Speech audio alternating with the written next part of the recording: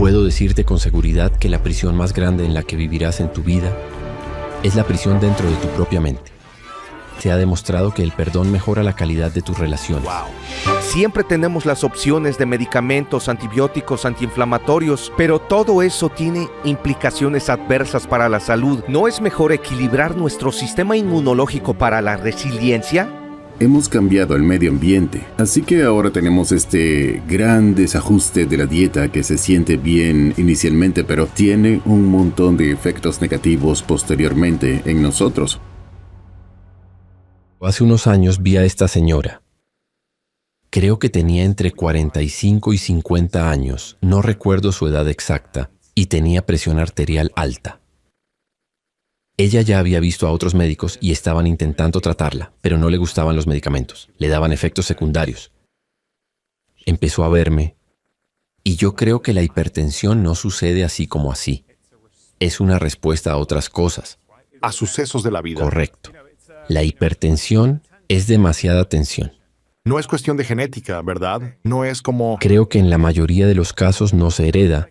Puede haber una predisposición genética, pero puedes anular eso. Normalmente puedes anularlo. Y si lo analizamos a través de la respuesta al estrés. Volveré a tu pregunta, pero veámoslo desde un ángulo ligeramente diferente. Sabemos que el estrés es responsable de quizás el 80 al 90% de lo que vemos como médicos de alguna manera. ¿De verdad? Sí, de alguna manera. Porque Wow. el estrés crónico afecta a cada sistema de órganos en el cuerpo. Sí. Entonces, Espera, repite esa estadística. entre el 80 y el 90% de lo que ve un médico en un día cualquiera está de alguna manera relacionado con el estrés. Eso es una locura. Sí, fue publicado en un editorial en JAMA, el Journal of the American Medical Association, en 2013. Ahí fue publicado. Lo notable acerca de eso es que una vez que lo entiendes y comprendes la respuesta al estrés, puedes verla en todas partes. Tenemos que entender qué es la respuesta al estrés, para qué está ahí, y está fundamentalmente ahí para mantenernos seguros. Así que hagamos un viaje por nuestra historia evolutiva, imaginemos hace 200.000 años. Estamos pasando el rato en nuestra tribu de cazadores-recolectores, continuamos con nuestro día, estamos en un buen estado de relajación, simplemente seguimos con nuestra vida y luego digamos que en el rabillo del ojo ves a un depredador salvaje empezando a acercarse al campamento. Bien, en un instante tu respuesta al estrés se activa porque para eso está ahí. Ahora, ¿qué sucede cuando tu respuesta al estrés se activa? Todo tipo de cosas suceden. Tu nivel de azúcar en sangre comienza a subir para poder entregar más glucosa a tu cerebro. Tu presión arterial comienza a subir para que pueda circular más oxígeno por tu cuerpo. Tu amígdala, que es la parte emocional de tu cerebro de donde provienen las reacciones emocionales, se pone en alerta máxima. Así que estás hipervigilante ante todas las amenazas. Tu sangre se vuelve más propensa a coagularse, porque si ese depredador te cortara y te atacara, en lugar de desangrarte hasta morir, va a coagular y eso te va a salvar la vida. Estas son respuestas apropiadas. Al estrés. Al estrés cuando estás en peligro. El problema que tenemos en el mundo moderno en el que vivimos es que nuestra respuesta al estrés ya no está siendo activada por depredadores salvajes. Está siendo activada por el estado de nuestra vida diaria, nuestros buzones de correo electrónico, las redes sociales que intentamos mantener con los titulares de noticias, el hecho de que podemos habernos alejado de la familia por oportunidades de carrera, estamos tratando de criar a los niños. Y cuidar de los padres ancianos. Estos son todos estreses en el cuerpo y son cosas a corto plazo que te ayudan cuando estás en peligro de verdad, pero se vuelven realmente problemáticos día tras día. Así que si estás sintiendo estrés crónico por el estado de tu vida, lo cual le sucede a muchas personas, sabemos que el estrés crónico está por las nubes hoy en día. Que tu azúcar en sangre suba durante 30 minutos no es un problema. Pero si sube todos los días, va a causar que te sientas cansado, con aumento de peso en la cintura y, en última instancia, diabetes tipo 2. Si tu presión arterial sube durante media hora para ayudarte a distribuir más oxígeno por tu cuerpo, o sube en tu clase de ejercicio, eso no es un problema. Pero si eso sucede según el estado de tu vida, esa presión arterial alta es lo que causa ataques al corazón y estrés. Funciona a corto plazo, pero es problemático a largo plazo. ¿Qué piensas de lo que dije sobre la amígdala? Esa es la parte emocional de nuestro cerebro. Si hay un león que se está acercando, quieres estar en máxima alerta, ¿verdad? Quieres estar hipervigilante si estás caminando de regreso a tu auto un viernes por la noche en el centro de Los Ángeles y piensas que alguien te está siguiendo. Quieres estar en máxima alerta y estar hipervigilante. Pero si eso está ocurriendo en tu vida diaria, eso es lo que llamamos ansiedad. La respuesta al estrés puede afectar todo en tu cuerpo. Y había una señora a quien vi que tenía presión arterial alta y la ayudé a cambiar su dieta. La ayudé a cambiar su estilo de vida, pero no estaba cediendo. Y siempre creo que hay una causa raíz para todo. Y mi trabajo es ayudar a mi paciente a encontrar una causa raíz para ellos. Y estábamos charlando. Llegué a conocerla durante unas semanas y meses. Realmente paso mucho tiempo con mis pacientes. Me gusta conocerlos y saber sobre sus vidas. Y luego me quedó claro que había un problema con el que ella no estaba lidiando correctamente. Se había divorciado hace unos años porque su exmarido le había sido infiel. Y no podía superarlo. Estaba tan alterada hablando de eso que básicamente no podía perdonarlo. Mantenía mucho resentimiento.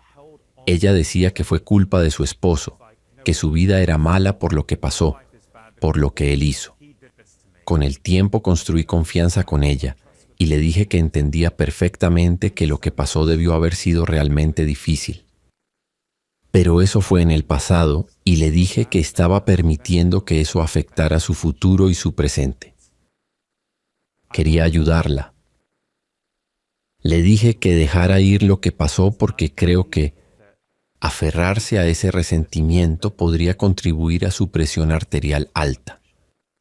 Y hay investigaciones sobre esto. Deberías invitar a tu programa al profesor Fred Luskin de Stanford. Ha hecho toda la investigación. Es el proyecto de perdón de Stanford. Su trabajo es fantástico y ha demostrado que cuando las personas perdonan, su presión arterial puede bajar. Wow. Su ansiedad puede disminuir. Su depresión puede disminuir. Se ha demostrado que el perdón mejora la calidad de sus relaciones, mejora su autoestima. La ayudé. No quería ver a un terapeuta. Pasé por varias cosas con ella y varios ejercicios. Y durante unos meses, ella aprendió a dejar ir las cosas del pasado y a perdonar a su exesposo. Y puedo jurar que su presión arterial bajó. Increíble. Eso fue algo muy importante porque No le diste ningún medicamento. no tuve que darle No tuvo nada. que cambiar su dieta. Simplemente fue una reflexión interna.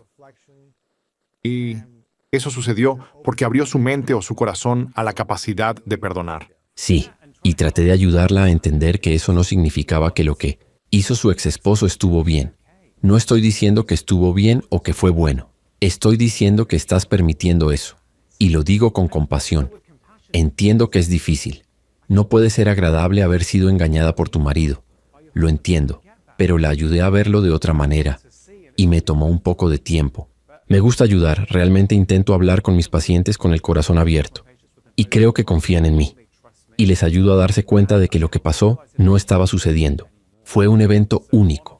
Y recuerdo cuando estuviste en mi programa la última vez, cuando salió tu último libro, hablamos sobre el perdón. De hecho, escribo un poco sobre eso en mi nuevo libro porque me dijiste algo que nunca he olvidado. Y estoy seguro de que muchos de tus oyentes conocen tu historia y lo que te sucedió cuando eras un niño y el trauma que enfrentaste. Y me dijiste algo profundo en mi podcast esa vez. Dijiste algo así. Dijiste que tuviste que perdonar a la persona que perpetró el trauma en ti cuando eras tan solo un niño. Y también tenías que perdonarte a ti mismo. Por permitir que ese dolor te afectara durante unos 25 años. Y eso me detuvo en seco. Me di cuenta que no solo tenías que perdonar. Bueno, no debería decir que tuviste que hacerlo. Nadie tiene que hacer nada. Sí. Pero tú lo elegiste. Y estoy seguro de que fue realmente difícil. Y estoy seguro de que es difícil de vez en cuando. Pero tuviste que seguir adelante y perdonarte a ti mismo. Y la gente no se da cuenta de lo importante que es el perdón. Sí. Realmente creo que la gente anda con resentimiento y tiene rencores con las personas por el pasado. Y he hablado sobre el estrés a lo largo de mi carrera. Pero podemos pensar en el estrés de dos maneras diferentes. Existe el estrés externo, ¿verdad? De nuestra carga de trabajo. Cuando los jefes necesitan que hagas algunas actividades, pero no tienes tiempo, tienes que correr. Hay tráfico. Entiendo que hay estrés externo, pero yo diría que la mayor parte de nuestro estrés es generado internamente por cómo nosotros lo Lo interpretamos. ¿Y es mejor tener razón o ser feliz? Exacto. Diría que es una de las cosas más importantes que puedes hacer por tu bienestar interior, que impactará tu bienestar físico positivamente. Y eso es lo interesante, por eso como médico escribí este libro, porque nuestra salud interior impacta nuestra salud física y creo que aún no nos damos cuenta lo suficiente. Pero hay consecuencias. Pensar que el mundo está en tu contra tiene consecuencias. Entonces, puedes elegir no ofenderte. Puedes optar por observar. Tomemos las redes sociales como un ejemplo. Si alguien publica algo que no te gusta y con lo que no estás de acuerdo, podrías tomarte una pausa. Y en lugar de criticar o reaccionar de inmediato y decir, esa persona no tiene derecho, y tienes libertad de hacer eso, pero tiene consecuencias, puedes entrenarte para analizar. ¿Por qué esa persona tiene una perspectiva del mundo tan diferente a la mía? ¿Qué ha pasado en su vida que le llevó a pensar así? ¿Qué podría aprender yo de esto? A ese capítulo del libro lo llamo Adoptando una mentalidad de aprendiz. En cada situación de la vida, ¿qué puedo aprender? Sí. No cómo puedo tener razón y demostrar mi punto de vista. ¿Qué puedo aprender de esto? Y lo he aplicado en mi propia vida. La consecuencia de tener un perfil público hoy en día es que hay muchas opiniones sobre tu capacidad, si eres un buen o mal presentador de podcast. Tenemos opiniones sobre nosotros mismos debido a la manera que el mundo es hoy en día. Y creo que aprender a lidiar con las críticas es una de las cosas más importantes que podemos hacer. Yo solía luchar mucho con las críticas. Quería alejarlas. Ahora no vivo esto. Ahora he aprendido a crear esa brecha entre estímulo y respuesta. Y cualquiera puede aprender a hacerlo. Solo necesitas practicar. Es una habilidad que puedes mejorar. Entonces, ahora si alguien me critica, hago un par de cosas para calmarme si me siento alterado. Ahora me conozco lo suficiente como para decirme, este no es el momento. Primero necesitas centrarte, calmarte. Porque en este momento estás estresado y sensible. Eso casi no sucede ahora, pero era algo común en el pasado. Y cuando ya estaba calmado, analizaba, ¿esta crítica tendrá algo de razón? Y a veces pensaba así. Tal vez podría haber expresado mi publicación de otra manera. Puedo aprender de esto y la próxima vez que publique sobre este tema puedo mejorar. Es liberador porque aprendes. Y sí, analizo y pienso que esa crítica no tiene razón. Imagino que esa persona debe estar teniendo un mal día y está descargando ese mal día en mí. Entonces abro mi corazón y pienso, esa persona no debe sentirse bien. Está descargando su dolor interior en mí. Eso no me molesta. No tengo problema con eso, ¿me entiendes? Este tema me apasiona mucho, Luis, porque yo no solía ser así. No lo era. Y luego, cuando no lo hice, encontré que hacer un cambio duradero era difícil porque estaba en conflicto con quién era yo. Pero cuando puedes cultivar esta calma interior, y todos pueden, tus relaciones serán mejores, te sentirás más satisfecho, más feliz. Y habiendo sido médico durante 23 años, te aseguro que también estarás más saludable. Me parece que muchos de estos hábitos de los que hablas, cuando las personas pueden implementarlos, tendrán menos estrés en su vida. Y lo que entiendo, corrígeme si me equivoco, es que el estrés crónico está relacionado con el 70 u 80% de la mayoría de las enfermedades. ¿Correcto? Déjame expresarlo de otra manera. Claro. El 80 al 90% de lo que tratamos los médicos está de alguna manera relacionado con el estrés. No significa que sea la única causa, pero el estrés juega un papel importante. Entonces, si ese es el caso, si aprendemos a manejar el estrés con más facilidad y no dejar que nos consuma crónicamente, tal vez nos estresemos, pero solo un poco al día, no cada minuto del día durante años. ¿Cuáles son las mejores maneras de eliminar el estrés crónico para que no nos consuma y nos enferme? Hay varias formas de enfrentar el estrés, porque existe el estrés externo e interno. Así que vamos a desglosarlo sistemáticamente para que las personas puedan tomar medidas. Para que al terminar este episodio puedan empezar a hacer cambios en sus vidas. Tomemos un ejemplo del que los pacientes me han hablado durante años. Bueno, quizás te sientas identificado. Han sido buenos con su comportamiento todo el día. y están comiendo bien y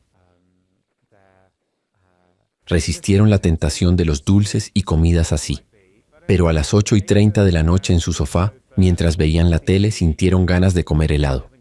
¿Te identificas con eso? Claro. Es muy común. Y algunos pacientes me han dicho, no lo entiendo.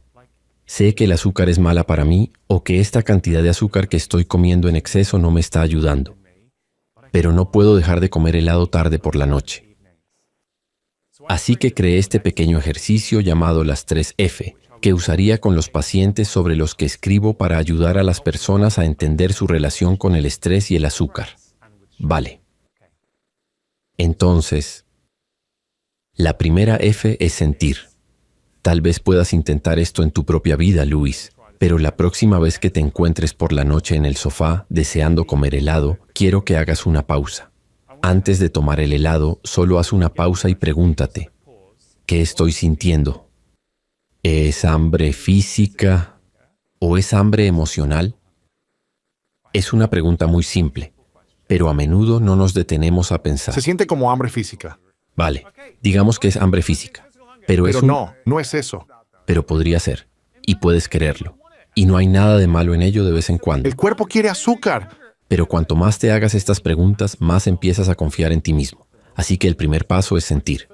¿Qué estoy sintiendo? Ahora que lo pienso, comí mucho en la cena. No tengo hambre, pero acabo de pelearme con mi pareja o he estado en llamadas de Zoom todo el día y no he visto a nadie ni salido a caminar. Esto es un regalo para mí porque todo el día estaré haciendo cosas para otras personas. Está bien, entonces adelante, cómelo. Pero la próxima vez que suceda, haz la primera F y luego ve a la segunda F. Entonces, la primera F es sentir. ¿Qué estoy sintiendo? La segunda F es cómo la comida alimenta el sentimiento. Es alimentar. Identificaste que estás estresado. Has tenido una discusión con tu pareja. Estás estresado. Y has identificado que cuando te sientes estresado, el helado te hace sentir mejor. Por lo menos a corto plazo. Momentáneamente. Correcto. Entonces haces esa conexión. Como helado porque me hace sentir mejor cuando estoy estresado. Ahora tienes un grado de autoconciencia que quizás no tenías antes. Y el simple hecho de tener esa conciencia cambia tu relación con ese evento. Se ha investigado mucho al respecto. Solo por ser consciente de lo que impulsa tu comportamiento cambia tu relación con ese desencadenante. Y luego la tercera F. ¿Qué puedes hacer la próxima vez? Es encontrar. Ahora que sé lo que estoy sintiendo, la primera F.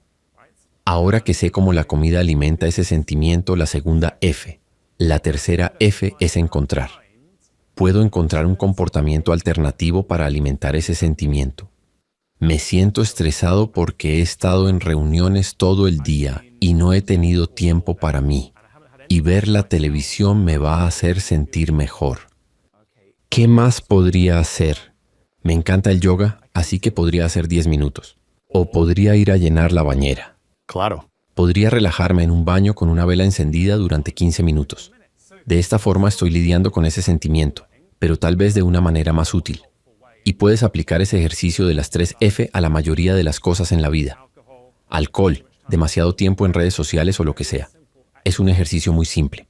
Mi enfoque es que me encanta hablar sobre las grandes ideas, pero quiero hacer las prácticas para que la gente pueda aplicarlas. Así que creo que muchas personas van a pensar que este es un ejercicio bastante útil para ellos. Esa es una forma en la que podemos manejar el estrés.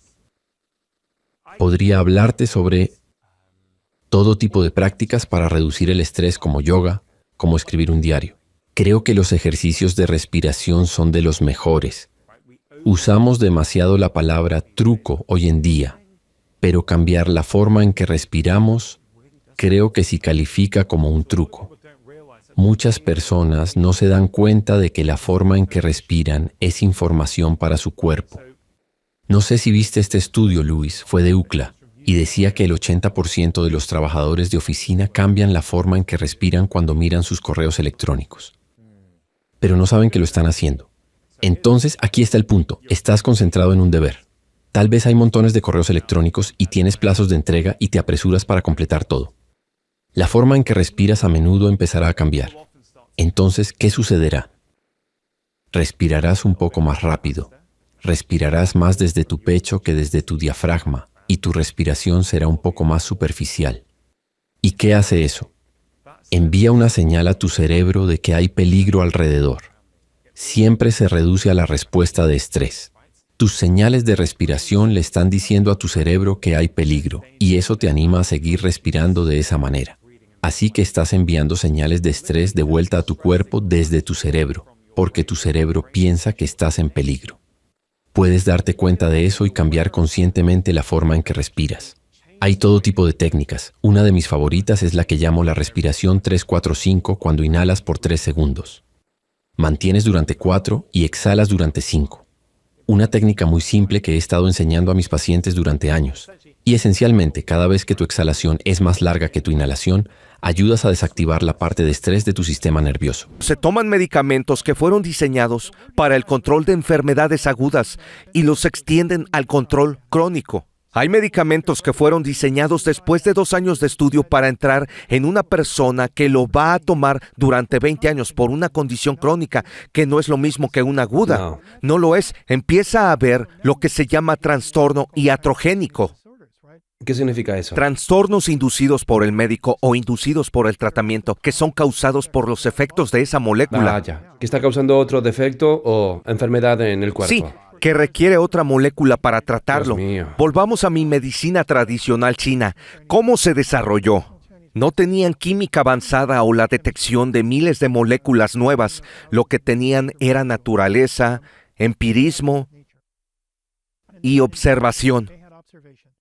Energía, equilibrio, Así naturaleza. es. ¿Qué hacen las plantas? Todo el sistema, no solo una pequeña parte. Las plantas tienen cientos de compuestos bioactivos. ¿Por qué las plantas tienen cientos de compuestos? ¿No tienen otras funciones? Producen cientos de compuestos bioactivos porque han evolucionado para saber que esa es la orquestación sinfónica necesaria para administrar su función. No están tratando una enfermedad, están manejando su función. Cuando sacamos esas moléculas de esas plantas por extracción, las ponemos en un té o en la tintura, tenemos una orquesta. No tenemos solo el primer violinista, tenemos una orquesta que le habla a nuestro cuerpo en lo que se llama adaptógeno. Un adaptógeno es algo que pasa a través de los sitios receptores, los mismos sobre los cuales están diseñados los medicamentos, pero le habla al sitio receptor de una manera diferente. Si el sitio del receptor es hiperactivo porque es una sinfonía suave como un vals de Tchaikovsky, se enciende si ha terminado, pero se apaga si está poco activo. Es un adaptógeno, es un antagonista-agonista, personalidad doble. ¿Cómo funciona la comida? Piensa en nuestras dietas en un estado natural. Comemos miles de moléculas de la naturaleza. Las llamamos nutrientes vegetales. Entran en nuestro cuerpo, se distribuyen a nuestras células. ¿Funcionan como las drogas? Funcionan en los mismos sistemas corporales en los que funcionan las drogas, pero tienen una personalidad diferente. Son adaptógenos. Si tuviéramos que comer drogas en nuestra comida, piensa en lo que sucedería cada vez que comiéramos. Sería un desastre. La evolución es el estudio científico más grande jamás realizado sobre cómo manejar de manera segura la salud humana basada en la ingesta natural de alimentos y productos naturales. Aprendí mucho de mi visita y he realizado varias visitas sobre cómo las diferentes filosofías se traducen en un régimen de tratamiento completamente diferente, los cuales tienen beneficios dependiendo de cuándo se usan de la manera correcta. En la sala de emergencias, en cualquier crisis, probablemente queramos moléculas individuales en el control de la salud, la función y la longevidad saludable. He dicho esto a las personas No hay problema. que he tenido la fortuna de conocer. Y hubo una coincidencia al leer tu biografía, creo que te pasó más de una vez. En un periodo de un par de meses, tuve 3 encuentros diferentes que podrías considerar fortuitos, pero reconozco que estaban muy conectados y probablemente no fortuitos. Primero tuve una conversación con un coinvestigador de la Escuela de Medicina de la Universidad de Vanderbilt sobre una nueva molécula que estaba estudiando y que era muy útil para mejorar el sistema inmunológico y reducir la presión arterial. Nunca pensé que la presión arterial estuviera asociada con el sistema inmunológico, pero él me mostró el mecanismo por el cual eso se relaciona. Puedo hablar de ello, pero no quiero aburrirte. Entonces, la molécula se llama 2-hidroxibenzilamina, abreviado 2-HOBA. Era interesante, quería saber cómo llegar a esa molécula. Me dijo que no hicieron una evaluación, que solo observaron el consumo histórico de alimentos y descubrieron que había un alimento que parecía tener un nivel alto. Es un alimento llamado trigo sarraceno tartario. Nunca había escuchado de eso antes en mi vida. Me pareció interesante. Luego otro colega me invitó a ir al Centro Anual de Control de Salud de Harbin, China, la gran ciudad más septentrional, con 28 millones de personas entre Corea del Norte y Rusia. Iba a hablar con 8,000 médicos chinos sobre medicina funcional. Mi anfitrión y guía era un médico de Shanghái. Hizo un doctorado en los Estados Unidos. Era doble ciudadano. Pasamos la semana juntos, de regreso de Harbin. Había un tifón en Shanghái y dijo, Jeff, ¿qué tal si no tomamos un avión porque el aeropuerto está cerrado y tomamos el tren bala? Eran 3,540 kilómetros. ¿El tren bala? El tren bala de Harbin a Shanghái. ¿Cuántos kilómetros? 3,540, hasta el centro de China. Lo pensé como una buena experiencia. Iba a ser 400 Una kilómetros locura. por hora. Es libre de vibraciones. Es como si China pasara como un diorama y estuviera No puedes sentado ver en el nada, auto. es como un zumbido. Recorres kilómetros y kilómetros de campos y de repente aparece una ciudad de 10 millones de personas y luego de nuevo ves campo. A mitad del viaje le dije que tenía una pregunta rara, que me había interesado con algo llamado trigo sarraceno tartario del Himalaya, que si sabía algo al respecto. Fue asombroso. Fue como si el tren se detuviera y estuviéramos en imagen congelada en todo el tiempo. Sus ojos se agrandaron, me miró y creyó que estaba bromeando. Me dijo que había estado buscando a alguien en los Estados Unidos con quien colaborar. Ellos son los expertos mundiales en los compuestos bioactivos en el trigo sarraceno tartario del Himalaya. Su grupo de investigación Vaya, es el grupo en China que estaba trabajando más en eso. asombroso. Así desarrollamos una sociedad. Luego llegué a casa y la tercera parte de la coincidencia es que antes de irme de viaje le conté a mi querida colega Trish Eury, que ha trabajado conmigo durante 26 años, la historia del trigo sarraceno tartario. Mientras yo no estaba buscando dónde estaba creciendo en los Estados Unidos. Solo pudo encontrar a una persona que era un ex profesor de agricultura de la Universidad de Cornell, jubilado, y su esposa enfermera, que vivían en Angélica, Nueva York, que tenían una pequeña granja en la que cultivaban trigo sarraceno tartario. Vaya. Las únicas personas en los Estados Unidos. Cuando regresé, mi interés había alcanzado su punto máximo. Nos pusimos en contacto y fuimos a Angélica. Ahora somos dueños de Angélica Farms. Asombroso. Resulta que él, por toda una serie de coincidencias, pudo conseguir semillas artesanales del USDA, que eran las antiguas semillas originales de trigo.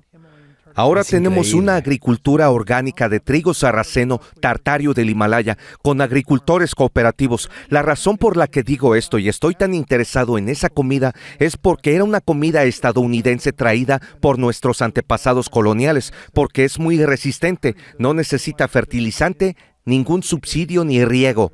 Es resistente porque crece en las estribaciones de las montañas del Himalaya, pero se perdió hace unos 200 años y ya no estaba en la agricultura de Estados Unidos. Me interesé mucho porque la actividad inmunológica y el nivel de los nutrientes del trigo sarraceno tartario del Himalaya es de 50 a 100 veces más alto que cualquier otro tipo y alimento vegetal.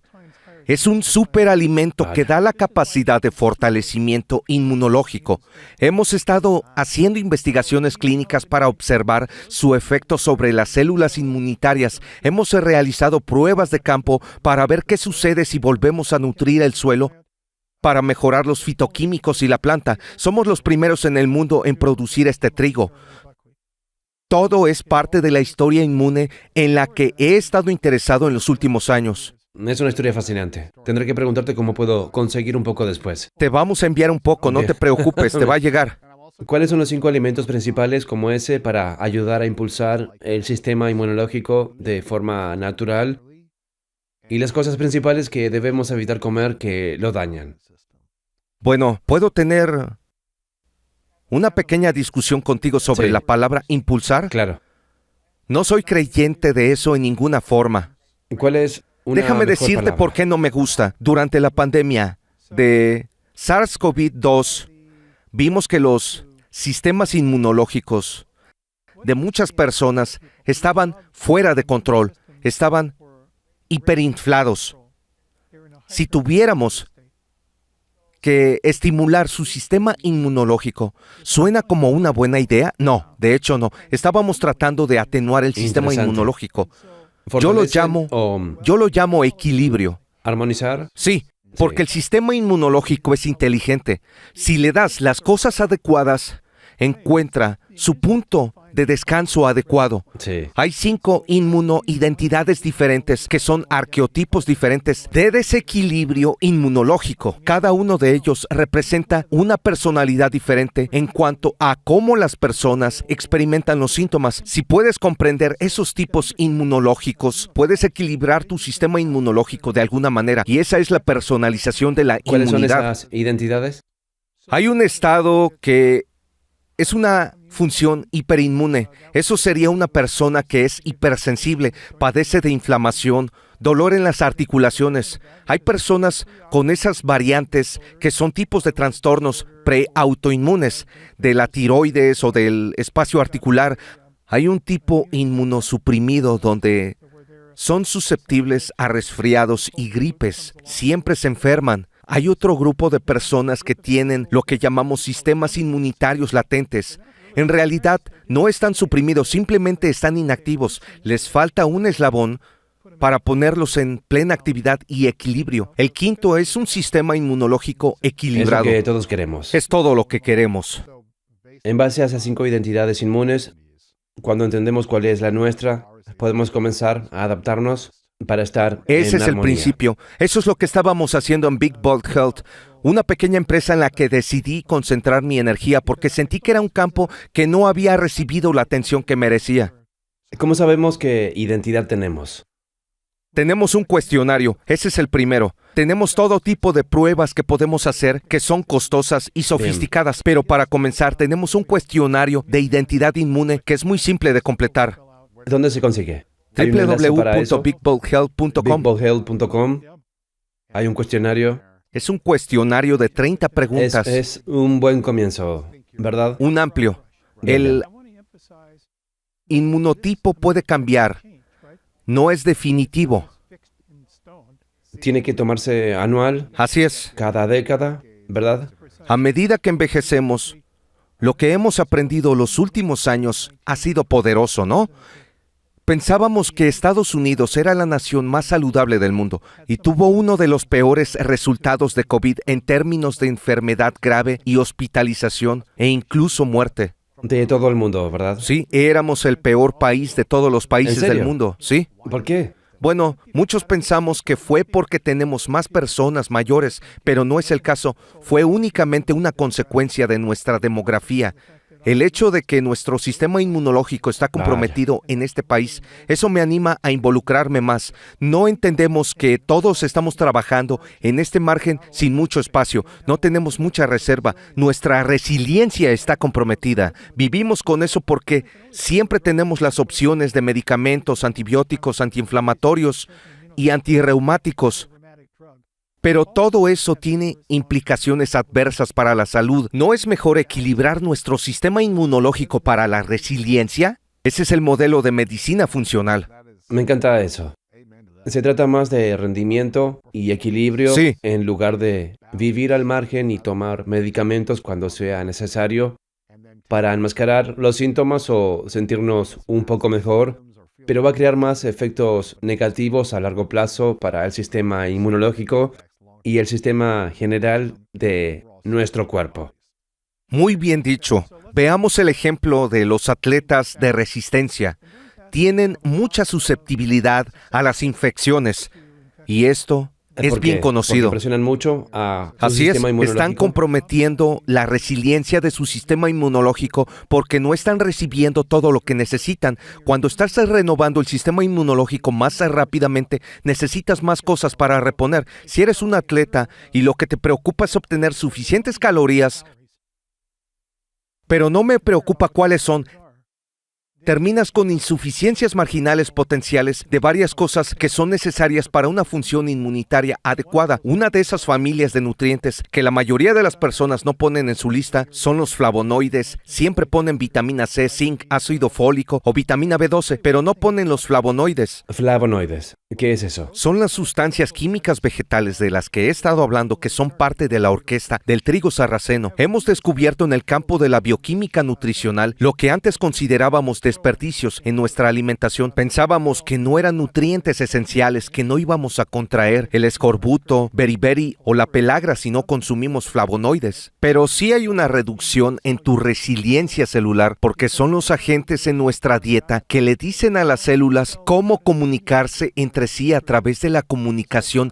intracelular. Es extraordinario. Probablemente hayas oído hablar del SIRT1 y AMPK y todo este tipo de cosas que están sucediendo en la longevidad, la nutrición y la medicina que se relacionan con los mecanismos por los cuales los flavonoides operan en el nivel celular. El resveratrol es un flavonoide. Es un flavonoide. Sí. Estoy tomando un suplemento de resveratrol. Sí, eso es lo que creemos que está dirigiendo la orquesta, porque la forma en que nuestro cuerpo ha aprendido a operar es con cuerdas, percusión, metales, todo junto. Sí, todo. Sí, con la batería y todo junto. Hablemos de los alimentos. ¿Cómo voy a hacer la pregunta con la redacción correcta? ¿Cuáles serían los 5 alimentos principales para equilibrar nuestro sistema inmunológico? Bueno, yo empezaría.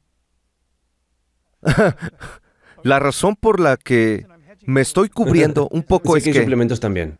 bueno, cuando digo alimentos, podrían ser bayas, pero no se puede vivir solo de eso. Aunque puede ser un complemento, porque son todos los flavonoides y polifenoles, pero ese alimento no puede sustentarte de por vida. Tendrías que comer otra cosa, pero incluiría bayas y cítricos. Igualmente, no se puede vivir únicamente de naranjas, mandarinas y limones, pero también consumiría cúrcuma. ¿Cúrcuma? Sí. Sabemos que eso tiene un efecto muy poderoso. He usado el resveratrol como ejemplo con cacahuates, pieles de cacahuate y pieles de uva. Tiene su beneficio. Yo usaría ajo y la familia Allium, cebollas, que son muy ricas en nutrientes inmunoactivos. Voy a dar una ilustración cuando digo que son ricas. Es importante para poner las cosas en perspectiva. Si me pregunto, ¿cuántas cebollas necesitaría comer para proporcionar la misma cantidad de nutrientes inmunoactivos que se encuentran en una porción de trigo sarraceno tartario? A pesar de que las cebollas se denominan alimentos con alto contenido de flavonoides y quercetina, la quercetina es uno de los miembros de la familia. Santo cielo. Las personas no van a comer 10 libras de cebollas. Cuando digo que es un alimento rico en flavonoides, es alto en relación con otras cosas como la lechuga o la carne, porque la carne casi no tiene flavonoides, pero en relación con los alimentos cargados, todavía es relativamente bajo. ¿Cuáles son los otros alimentos cargados, además del trigo sarraceno? Bueno, el trigo sarraceno común es bueno. Es muy bueno. Pero no tanto como el que dices. El trigo sarraceno común es 50 veces más bajo que el trigo sarraceno tartario, pero sigue siendo más alto que cualquier otra cosa. La mayoría de los cereales integrales son ricos en vitaminas, minerales y polifenoles inmunoactivos. Pero, ¿qué pasa con el gluten? Porque existe una gran ¿El trigo preocupación. sarraceno? El trigo sarraceno no tiene gluten. No tiene gluten. No sé por qué le pusieron trigo en el nombre porque no está relacionado genealógicamente en absoluto con la familia de las gramíneas y el trigo. Bien. Es un producto sin gluten. ¿Puedo nombrar productos sin gluten que sean productos de alto fortalecimiento inmunológico? Hay algunos de los antiguos no relacionados con productos verdes. La avena es un ejemplo, no tiene gluten. La avena orgánica tiene un alto contenido de fitoquímicos que fortalecen el sistema inmunológico. Tienen lo que se llama betaglucano. Hay dos partes principales de su sistema inmunológico. Existe el sistema inmunitario innato, que es tu primera línea de defensa, y el sistema inmunitario adaptativo, que es la inteligencia que recuerda a lo que has estado expuesto. Eso incluye la inmunización y el ser inmunizado contra algo. El betaglucano y la avena activan la primera línea de defensa, que es un sistema inmunitario innato. Hay algunos ejemplos de cosas que uno podría incluir que proporcionarán esos nutrientes. ¿Cómo se entrena uno para liberarse de la ira? Bueno, son muchas las técnicas meditativas Sí. de atención plena que... Es la práctica, no sucede de la noche a la mañana, es como una práctica de hacerlo una y otra vez. Sí, es la práctica. Experimentas esa emoción y te entrenas para dejarla ir, para verla No aferrarse a flotar. ella. Tú también estudiaste No budismo aferrarse a durante un ella. tiempo, ¿verdad? ¿O eres...? Sí, esto es algo que siempre me ha fascinado. Mirando hacia atrás, ni siquiera sé por qué me interesaba. Probablemente por mis propios problemas personales. Pero se me quedó grabado ese interés. Y ahora, más que nunca, encuentro la sabiduría que hay en estos conceptos budistas, tanto en términos de regulación emocional. Quiero decir, ¿quién hubiera pensado que la reducción del estrés basado en la atención plena se convertiría en un uso común como un hombre familiar o una aplicación? Cuando aquello era interesante, había una cosa esotérica. La gente decía, sí, este budismo loco. Y en la última década se ha convertido en la corriente principal, la atención plena, la meditación. Y todo eso tiene que ver con estos conceptos de lo que acabamos de hablar. Entrenarte para no quedarte atrapado con estas emociones. Porque si estas emociones se quedan colgadas, ya lo dijimos varias veces, no es solo dentro de tu cerebro, circulan por tu cuerpo y Todo por el tu cuerpo es intestino. Y es una situación muy poco saludable estar en ese estado. Ahora, he estado estudiando mucho trabajo de respiración en los últimos 4 o 5 años. Estudié en la India para ser instructor de meditación. Luego he estado aprendiendo de Wim Hof. No estoy seguro de si estás familiarizado con Wim Hof y sus prácticas. Están las prácticas de yoga en general, del trabajo de la respiración. ¿Cuánta relación hay entre la forma en la que respiramos, el estilo de respiración, la brevedad o la longitud y la calma, la intensidad de la respiración que afecta al sistema inmunológico y al intestino, la conexión del cerebro? ¿Existe la ciencia en torno a la respiración? Sí, hay una ciencia. Y tengo que admitir que no soy un experto en las diversas técnicas que la gente ha estado utilizando. Así que hemos estado usando en nuestro trabajo la forma más simple, la respiración abdominal o respiración diafragmática, donde básicamente solo cambias tu típico patrón adulto. Así que, si tienes 10 personas y les dices respiren profundo, todos lo hacen en su pecho y cambiar ese patrón para inhalar en tu cuerpo, en tu estómago, hace maravillas. Y la razón es porque el diafragma y el pulmón está estrechamente conectado al nervio vago con el cerebro, con estos centros emocionales dentro del cerebro. Así que si estás estresado y conscientemente ahora le dices a tu diafragma que entre en un patrón que se asocia con la relajación, por lo que el cuerpo envía señales al cerebro ahora que son incompatibles con la percepción del estrés. Y si eres bueno haciendo esto, entrenándote en esto, entonces serás capaz de superarlo rápidamente. Así que he estado haciendo esto. Me preguntaste por qué empecé con estas cosas. Quiero decir, tuve algunos problemas cuando era más joven donde pensaba que esto era alguien, un psicólogo me enseñó esto, y he estado practicando durante 60 años. En el auto, si tengo que dar una charla, en el auto Y me he vuelto tan bueno en ello que en cuestión de segundos consiste puedo la cambiarlo.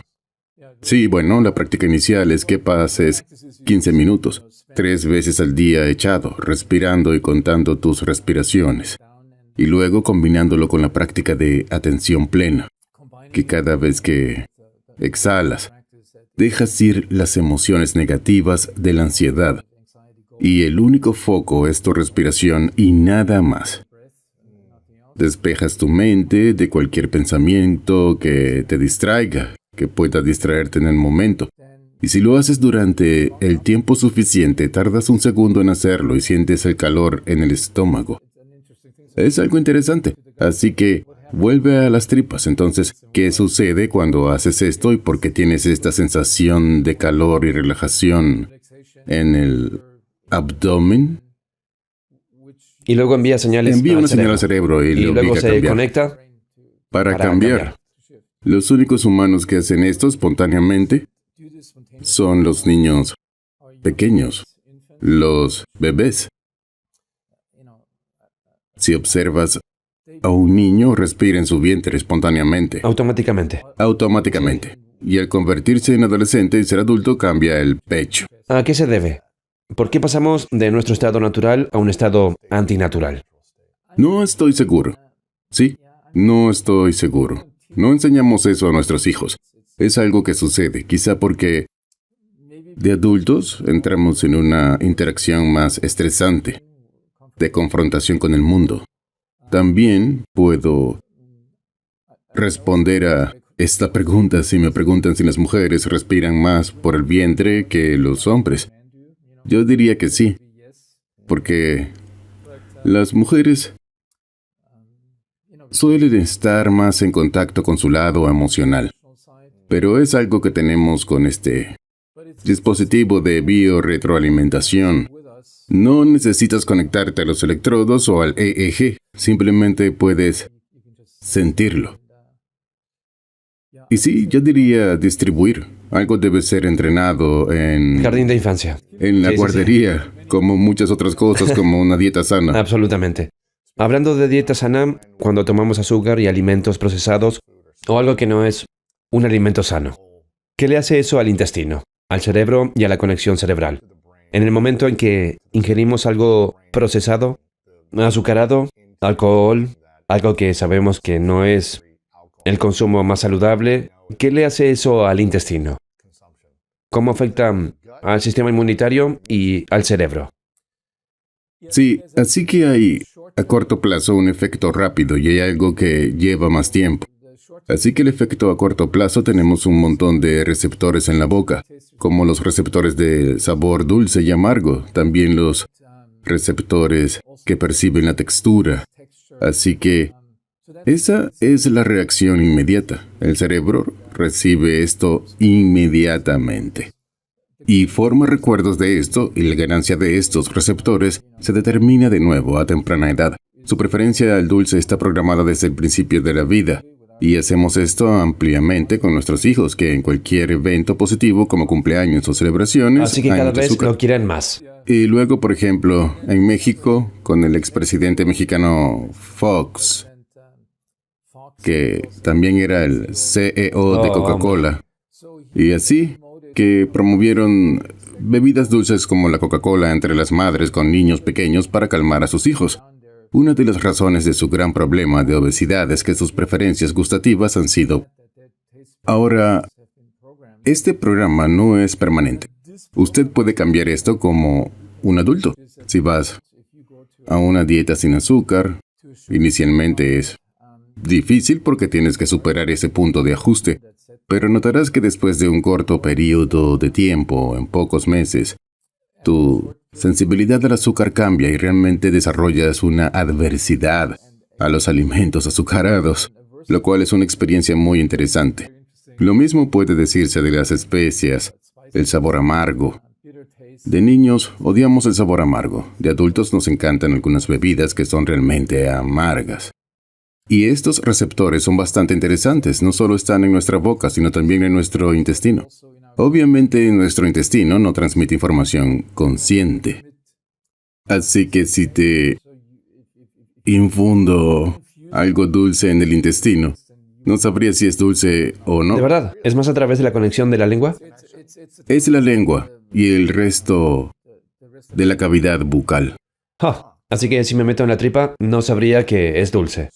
Entonces no lo notarás, pero sigue generando señales al cerebro. me sentiría probablemente más enfermo que nada. Posiblemente me sentiría como, porque cuando lo ingieres está bien. 10 minutos después estás como, me duele el estómago, ¿verdad? Sí, ¿A qué se debe? Porque algo que sabe bien al entrar te hace daño después. sí, porque diferentes mecanismos entran en acción. Tu boca, así que la primera impresión tiene que ver con el aspecto hedónico de la comida. La naturaleza nos ha diseñado para ir tras las bayas dulces. No había tanta azúcar hace como 1 millón de años. Así que Ujú. Bien. cada vez que los ancestros humanos encontraban algo dulce, querían También asegurarse era de raro, devorarlo. ¿verdad? Era raro. Era escaso. Ahora es abundante. Está en todas partes.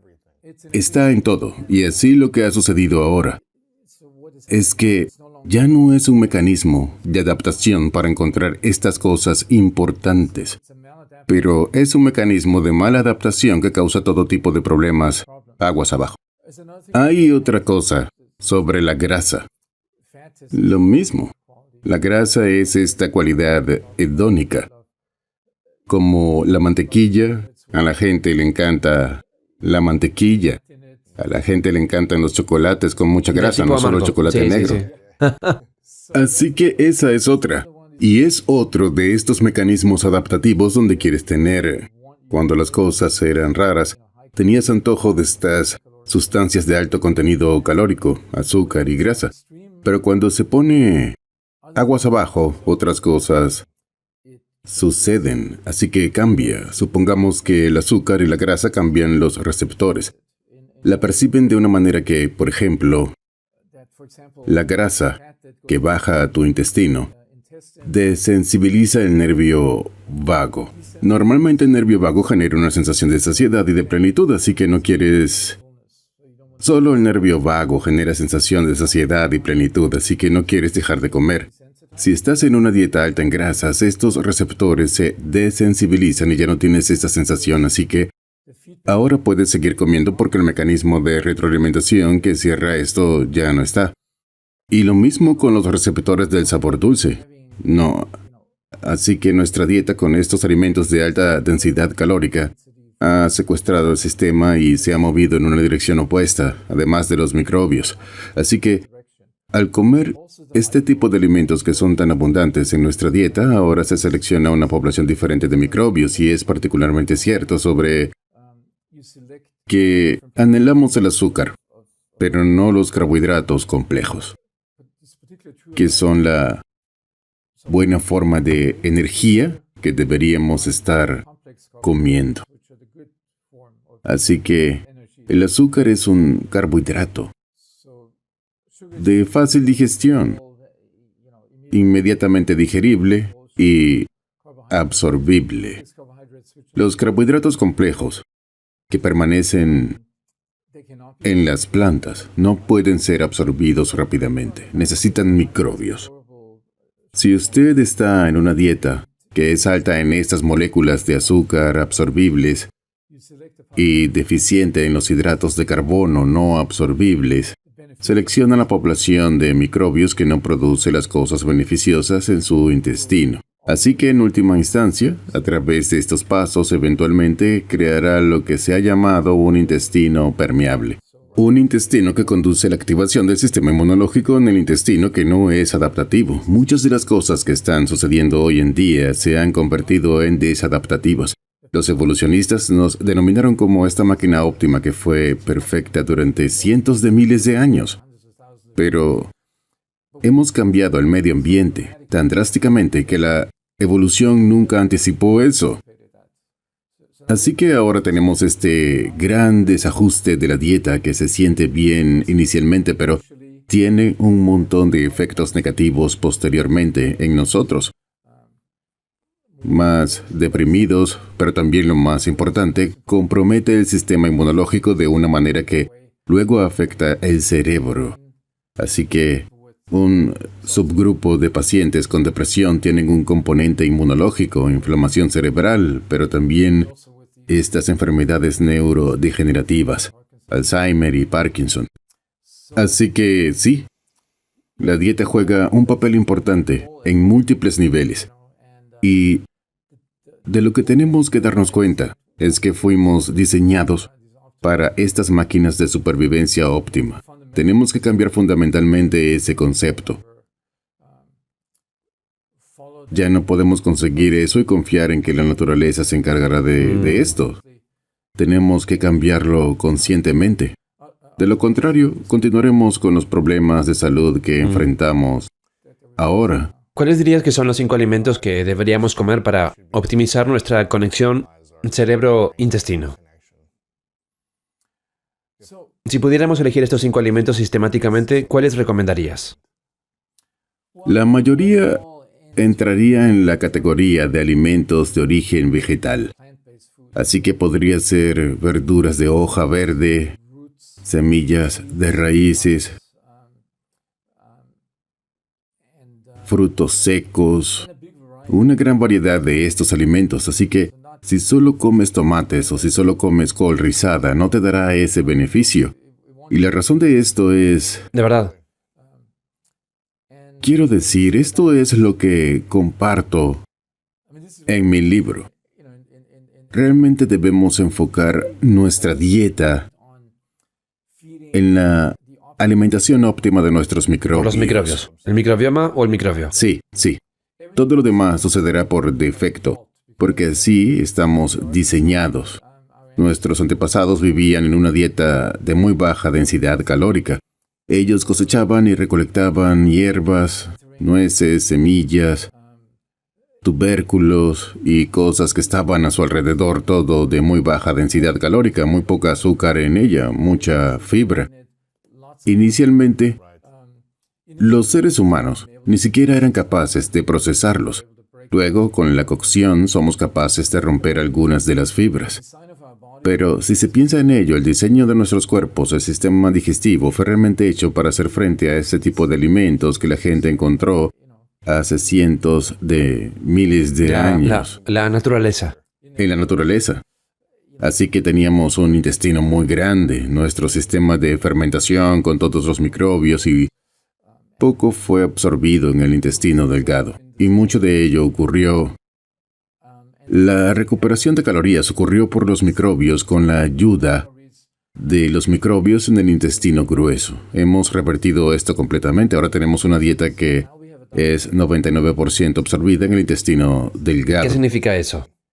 Eso significa que hemos eliminado la agricultura moderna y la... ¿Quieres decir que porque sin fibra o algo así y luego se procesa en el intestino delgado, pero la fibra es más en el intestino grueso? Sí, quitamos la mayoría de las moléculas de fibra. Así que no comemos arroz salvaje, pero comemos arroz blanco y no comemos los tipos de patatas como la batata, pero comemos la papa. Así que solo hay unos pocos... La patata blanca o patata frita. Bien. Es la forma dominante. La batata es la mejor. Y todos ellos han sido seleccionados realmente sobre la base de estas preferencias de sabor que nos han llevado por el camino equivocado. También hay una gran cantidad de moléculas en las plantas, además de la fibra, que no son absorbibles. Solo polifenoles o antioxidantes no son absorbibles. Necesitan que los microbios los descompongan. Y entonces, si estás en una dieta que es deficiente o muy baja en alimentos de origen vegetal, tienes una dieta deficiente en polifenoles y fibra, y así evitas que tus microbios obtengan sus porciones normales de alimentos. Y los microbios responden a eso en un patrón que en última instancia conduce a la contracción del compromiso de la activación de la barrera intestinal del sistema inmunológico. Y así, mi lección es siempre: volvamos a una dieta principalmente optimizada para los microbios. La microbiota que está en el intestino grueso, ¿es así? Está en el intestino grueso, y que será el remedio para la prevención del cáncer de colon y enfermedades cardiovasculares. Proteína, muy probablemente también la prevención del Alzheimer y Parkinson. Diabetes. Sí, todos esos. Así que estos alimentos para ayudar a prevenir todas estas cosas son una gran variedad de verduras, de hoja verde, semillas, de raíces, frutos secos. ¿Qué otros alimentos mencionaste? También hay algunos mariscos. Están los mejillones, están los peces pequeños como las anchoas, todos los peces pequeños que son básicamente el cebo para los peces más grandes. Hay varias razones para eso. Todavía hay abundancia en el océano. No hay disminución o amenaza de extinción. También son los más bajos en la cadena alimentaria. Así que no tienen esta acumulación de metales pesados y Interesante. toxinas. Van directo a la fuente. No están siendo comidos por otra cosa. Que están siendo comida por otra cosa. Y son muy populares en la cocina mediterránea. Así que Sí. si vas a España o Italia, las verás en Sí. el mercado, irás a restaurantes. Aquí es difícil encontrarlos si no están en Sí. conserva. Lo que probablemente sea la mejor forma, ¿verdad? ¿O está bien? Bien, no puedo responder a esa pregunta, pero es la única que está disponible aquí y hay empresas fuente de estos dos pescados sostenible en España que probablemente confiarán más que la campaña de marketing que se ve aquí. Los mejillones también son muy bajos en la cadena alimentaria y luego el salmón salvaje. Así que el salmón salvaje es una cosa controvertida, porque, por un lado, si todo el mundo cambia a salmón salvaje, entonces No quedaría habría... ninguno. Sí. No queda nada. Así que hay de nuevo unas pocas fuentes para la cosecha sostenible de salmón. Por lo general son más caros que el salmón de piscifactoría. Pero los principales ingredientes saludables son los ácidos grasos omega que están en todos estos. Ujú. Están en los peces pequeños, están en los mejillones y están en el salmón salvaje. Así que no están en ¿El pez más grande? no están en los peces más grandes. Tampoco están en el salmón de piscifactoría porque reciben una nutrición totalmente diferente. No reciben la comida que... En última instancia, estos ácidos grasos omega provienen de las algas y los peces pequeños se alimentan de las algas y el salmón se alimenta de... Así que si se elimina esa fuente de omega 3 de las plantas, entonces los peces tendrán una concentración mucho menor de estas moléculas que promueven la salud. Si la señal del nervio vago está enviando una señal de calma a las células que pasan por el vaso, se pacifican. No atacan lo que ven, en realidad cambian a un modo más reparador de tejidos.